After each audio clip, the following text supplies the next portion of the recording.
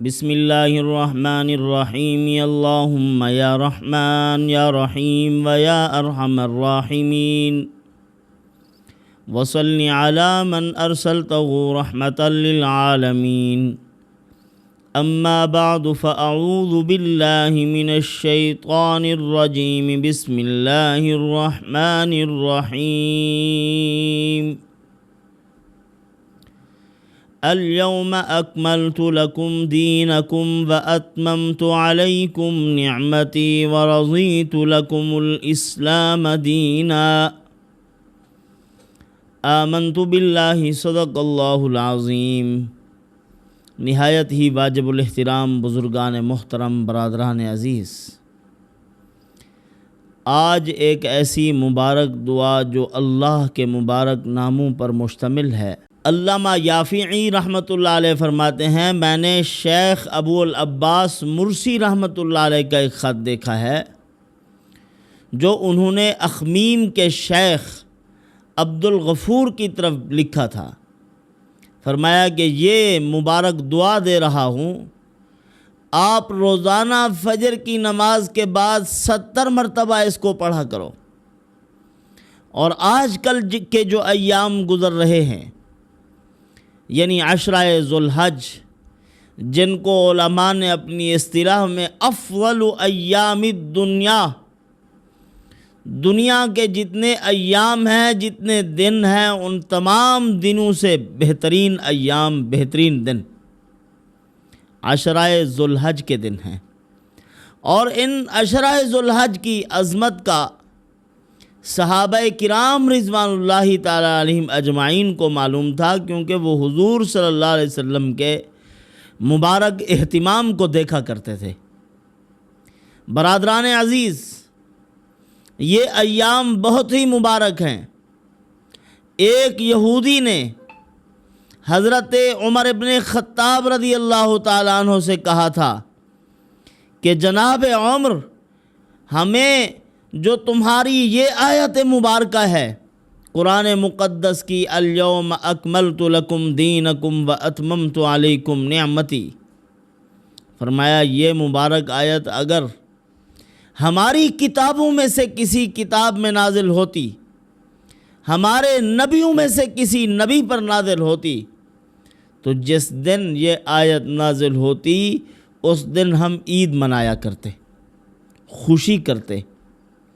حضرت عمر ابن خطاب رضی اللہ تعالیٰ عنہ نے فرمایا جو میں جانتا ہوں اگر تو جانتا ہوتا تو تو یہ سوال نہ کرتا، کیونکہ ہماری جو عید ہے یوم نحر 10 ذوالحجہ کو جو ہم عید منایا کرتے ہیں، یہ تو ہماری رسمی عید ہے۔ اصل حقیقی عید ہماری بھی یوم عرفہ کو ہے، 9 ذوالحجہ کو، جب یہ آیت مبارکہ اللہ نے نازل فرمائی اور اپنے پیارے نبی محمد الرسول اللہ صلی اللہ علیہ وسلم پر نازل فرمائی۔ کسی نبی پر اس مضمون کی کوئی آیت یا ان کی کتابیں جن زبانوں میں نازل ہوئی ہیں، اس قسم کا مفہوم یا اس قسم کے مضمون کی کوئی آیت اللہ نے کسی کتاب میں نازل نہیں فرمائی۔ یہ خاصہ ہے محمد الرسول اللہ صلی اللہ علیہ وسلم کا اور حضور کی امت کا، کہ کامل اور اکمل دین اللہ نے حضور کو عطا فرمایا ہے۔ الیوم اکملت لکم دینکم واتممت علیکم نعمتی ورضیت لکم الاسلام دینا۔ یہ قرآن مقدس کی جو آیت ہے، سب سے اخیر میں اللہ نے اس مبارک آیت کو نازل فرمایا ہے، سب سے اخیر میں، یعنی آخری مضامین تھے۔ اللہ تعالیٰ انہی آیات پر قرآن مقدس کا اختتام کر رہے تھے۔ تو بہرحال یہ ایام بہت مبارک دن ہیں، بہت مبارک ایام۔ ان ایام میں اگر آپ ان معمولات کو کرتے ہیں، جو دعائیں بتلائی جاتی ہیں، ان دعاؤں کا اگر آپ اہتمام کرتے ہیں، تو برادران یہ جتنے اثرات و برکات ہیں، اعمال کے ظاہر ہوتے ہیں، جس قدر جس ظرف میں اعمال کیے جاتے ہیں بسا اوقات ان ظروف کے بھی اثرات و برکات پڑتے ہیں۔ ظرف وقت کو بھی کہتے ہیں اور ظرف جگہ کو بھی کہتے ہیں۔ تو آج جو ہم عمل کر رہے ہیں، ہمارا یہ عمل ذو الحجہ کے ایام میں کیا جا رہا ہے۔ ذو الحجہ کے قیمتی اوقات ان معمولات کے لیے ظرف بن رہے ہیں، تو اثرات و برکات زیادہ ظاہر ہوتے ہیں، اس لیے کہ یہ اوقات ظروف ہیں، ان میں ایک عمل کیا جا رہا ہے، ایک فعل، ایک عمل، ایک تسبیح، تو اس کی خیر و برکت بڑھ جاتی ہے۔ تو برادران عزیز، اللہ تعالیٰ کے جتنے مبارک نام ہیں، ان تمام مبارک ناموں کا جو سردار نام ہے، سب سے بڑا نام ہے، وہ نام رب ہے۔ رب۔ حضرت عائشہ صدیقہ کائنات بنت صدیق رضی اللہ تعالی عنہا فرماتی ہیں کہ رسول اللہ صلی اللہ علیہ وسلم نے فرمایا ہے، جب بندہ 3 مرتبہ یا رب یا رب یا رب کہتا ہے، اللہ پاک فرماتے ہیں لبیک یا عبدی، اے میرے بندے کرو درخواست، سوال کرو، جو مانگو گے پورا کیا جائے گا۔ ایک جماعت ایک وقت حضور اکرم صلی اللہ علیہ وسلم کی خدمت میں حاضر ہوئی۔ ایک موقع پر عرض کیا، یا رسول اللہ صلی اللہ علیہ وسلم، ہم قحط میں مبتلا ہو گئے ہیں، کھانے پینے کو کچھ نہیں ہے، اور حالات یہ ہیں کہ بارش بھی نہیں برس رہی، قحط سالی کے ایام سے ہمارا پالا پڑا ہے، تو یا رسول اللہ کوئی عمل دے دیجئے۔ آپ صلی اللہ علیہ وسلم نے فرمایا، یہ سعد بن ابی وقاص رضی اللہ تعالیٰ عنہ نقل فرما رہے ہیں، آپ نے فرمایا اجسو علی الرکب، اپنے گھٹنوں کے بھل بیٹھ جاؤ، 4 زانو نہ بیٹھو اللہ کی بارگاہ میں۔ بیٹھنے کا طریقہ اللہ نے مرحمت فرمایا ہے رسول اللہ صلی اللہ علیہ وسلم کی وساطت سے۔ حضور نے آداب سکھلائے ہیں کہ جب بارگاہ خداوندی میں کوئی درخواست پیش کرنی ہو تو طریقہ کیا ہے۔ انبیاء علیہ الصلوۃ والسلام کی مبارک دعاؤں سے بھی وہ طریقہ معلوم ہوتا ہے۔ حضرت زکریہ علیہ الصلوۃ والسلام جب اللہ تعالیٰ سے دعا مانگ رہے، کافہا یا عین صاد ذکر رحمت ربک عبدہ زکریا اذ نادى ربه نداء خفيا قال رب إني وهن العظم مني واشتعل الرأس شيبا ولم أكن بدعائك رب شقيا۔ اللہ تعالیٰ سے دعا مانگ رہے ہیں کہ پروردگار، اذ نادا ربہ ندان خفیہ، دھیمے الفاظ سے، دھیمی آواز سے اللہ کی بارگاہ میں عرض کر رہے ہیں، ندان خفیہ۔ قال رب انی وہن العظم، اپنی کمزوریاں بیان کی ہیں، اسی لیے اللہ سے مانگتے ہوئے دعوے کی شان نہیں ہونی چاہیے، دعویٰ نہیں، اپنے اسباب، اپنی طاقت، اپنی قوت کو سامنے مت رکھو، تمہاری طاقت کچھ بھی نہیں ہے اللہ کے سامنے۔ تو انی وہن العظم منی واشتعل الرأس شیبا، اے اللہ میری ہڈیاں کمزور ہیں، میرا سر سفید ہے، میں تو بہت بوڑھا ہو چکا ہوں اے اللہ، لیکن تجھ سے دعا مانگ رہا ہوں، اور دعا مانگ کر کبھی محرومی نہیں ہوئی، آپ سے جب بھی مانگا ہے آپ نے عطا کیا۔ تو یہ مانگنے کا ادب ہے، طریقہ ہے، اس طرح ہمیں مانگنا چاہیے۔ تو آپ صلی اللہ علیہ وسلم نے ایک طریقہ تعلیم فرمایا ہے کہ گھٹنوں کے بل بیٹھ جاؤ، اور حضور صلی اللہ علیہ وسلم نے اشارہ کیا آسمان کی طرف، فرمایا اس طرح کہو یا رب یا رب یا رب، اور پھر اللہ تعالیٰ سے دعا مانگو۔ تو انہوں نے دعا مانگی اسی طرح بیٹھ کر، اسی طریقے پر جو طریقہ حضور نے تعلیم فرمایا ہے، تو اللہ عز و جل نے اسی وقت بادل بنائے اور بارش برسائی۔ بارش برس پڑی۔ کچھ عرصے کے بعد صحابہ کرام خود کہہ رہے یا رسول اللہ بارش بہت ہو چکی ہے، اب دعا کیجئے تھم جائے۔ یہ تو صرف یا رب سے، یہ اللہ کا مبارک نام اور بابرکت قرآن مقدس کی جتنی دعائیں ہیں ساری کی ساری دعائیں اللہ کے اس مبارک نام سے شروع ہو رہی ہیں، یا رب۔ اور حضرت ابو درداء رضی اللہ تعالی عنہ حضرت عبداللہ ابن عباس رضی اللہ تعالی عنہ سے روایت نقل کرتے ہیں، فرمایا حضرت عبداللہ ابن عباس رضی اللہ تعالی نے فرمایا اسم اللہ الاعظم، اللہ کا جو بڑا نام ہے وہ رب ہے۔ اسم اللہ الاکبر کے الفاظ ہیں، سب سے بڑا نام اللہ تعالیٰ کا رب ہے، اور رب کے ذریعے سے جب مانگو گے تو اللہ رب العزت کی رحمت جوش میں آئے گی اور تمہاری ضرورت کو پورا کیا جائے گا۔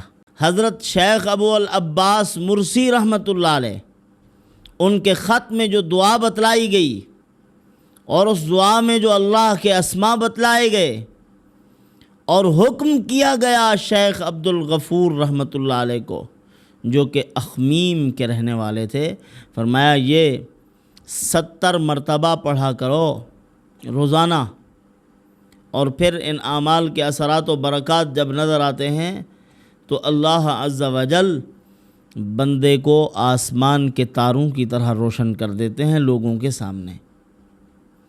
لوگوں کے معاملات، ان کی ضروریات، حاجات اس اللہ کے نیک بندے کے ساتھ جڑے رہتے ہیں، وہ ہاتھ اٹھاتا ہے، اللہ پاک ان کے مسائل حل کرتے ہیں۔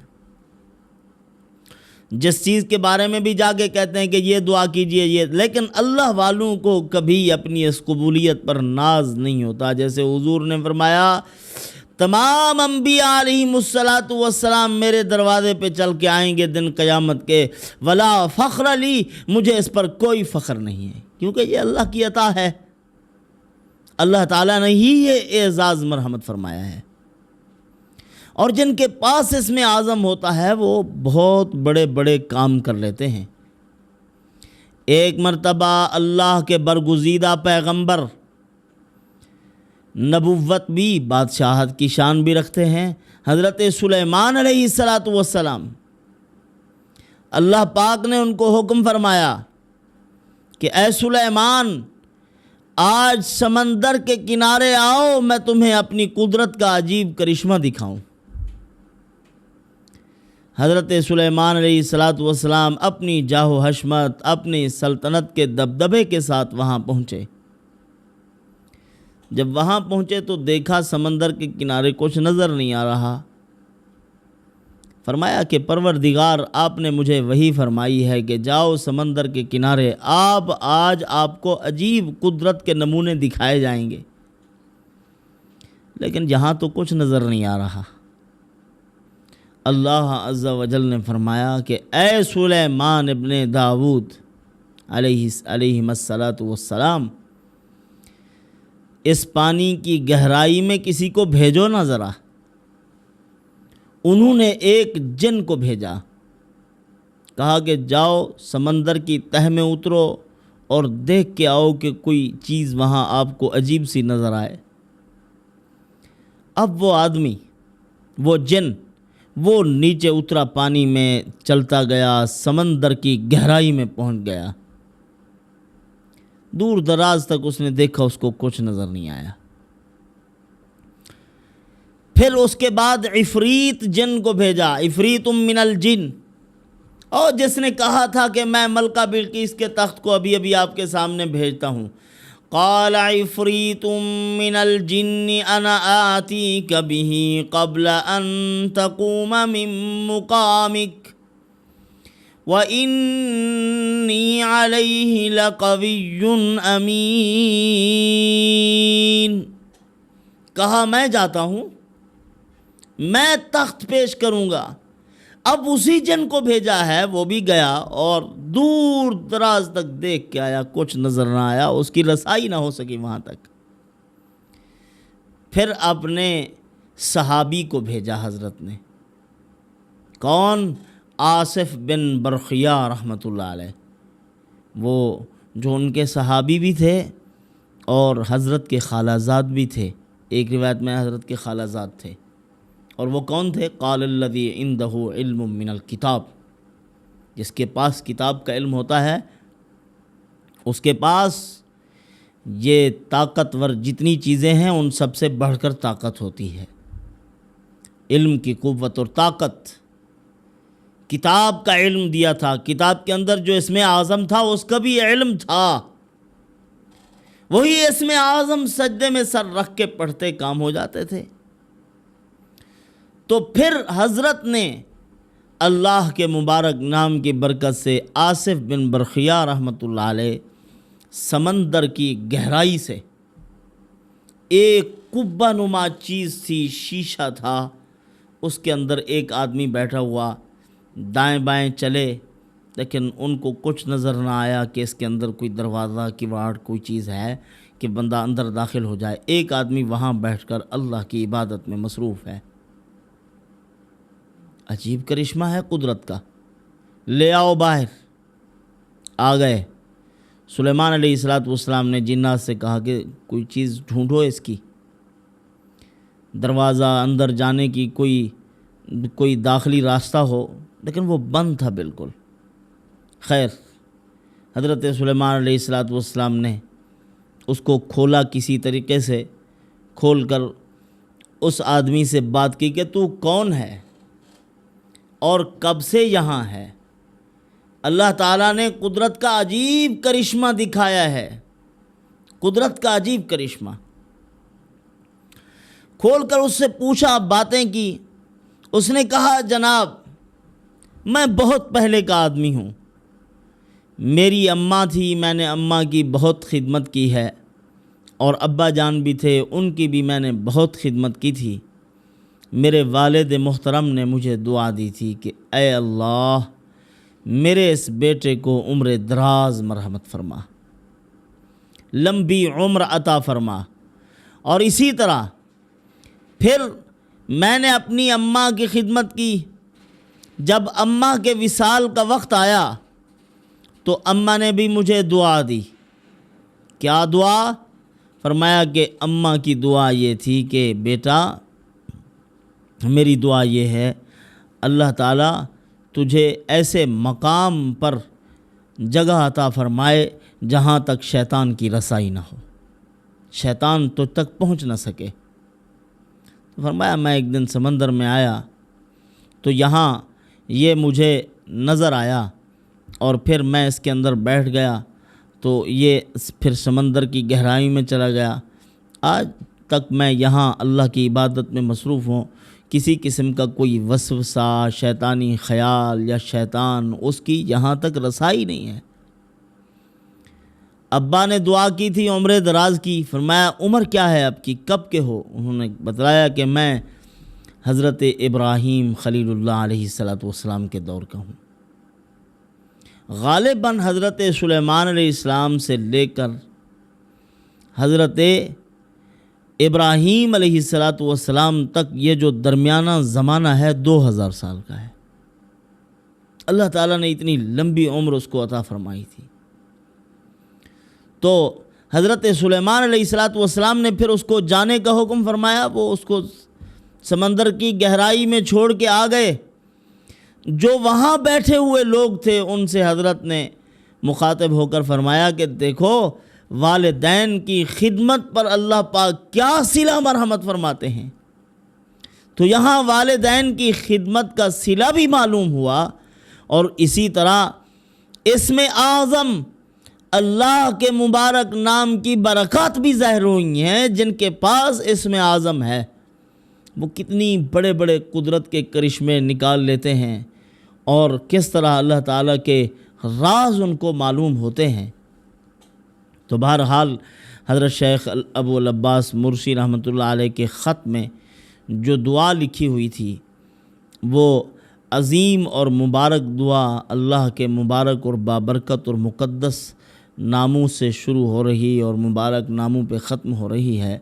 وہ دعا یہ ہے، بسم اللہ الرحمن الرحیم ولا حول ولا قوة إلا بالله العلي العظيم یا حی یا قیوم یا حی یا قیوم یا قدیم یا دائم یا صمد یا ودود یا وتر یا ذی الجلال والاکرام. یہ دعا ہے. پھر بھی دعا سن لیجئے. بسم اللہ الرحمن الرحیم. ولا حول ولا قوة الا باللہ العلی العظیم یا حی یا قیوم یا قدیم یا دائم یا صمد یا ودود یا وتر یا ذی الجلال والاکرام. آسان دعا ہے، کوئی لمبی چوڑی نہیں. 70 مرتبہ اس کو صبح کی نماز کے بعد، یہ ایام ذوالحج گزر رہے ہیں، بابرکت دن ہیں، فجر کی نماز کے بعد اب اس دعا کا اہتمام کریں. انشاءاللہ العزیز اس مبارک اور بابرکت دعا سے آپ اللہ تعالیٰ کے خزانوں میں بہت سی نعمتیں پائیں گے. اللہ پاک مجھے آپ کو ان پر عمل کی توفیق عطا فرمائے. وما علینا الا البلاغ.